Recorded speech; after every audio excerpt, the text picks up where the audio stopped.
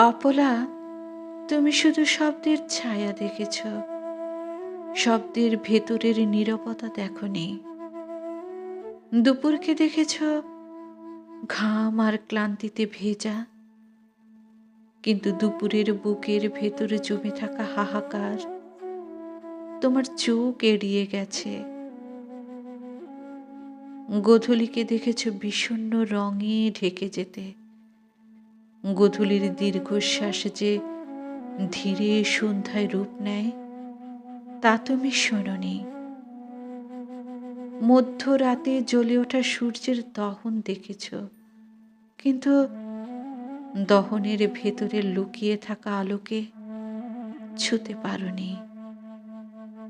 অপলা, তুমি আমার কথার উচ্চতা দেখেছ, কথার নিচে জমে থাকা দীর্ঘ অব্যক্ত ক্লান্তি দেখনি। আমাকে উদ্যত ভেবে মুখ ফিরিয়েছ।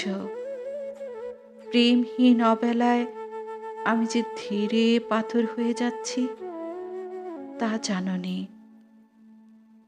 আমার চোখে তাকিয়ে শুধু সময়ের ধুলো দেখেছ, ধুলোর নিচে জমে থাকা স্মৃতির খনিজ খুঁজে দেখনি।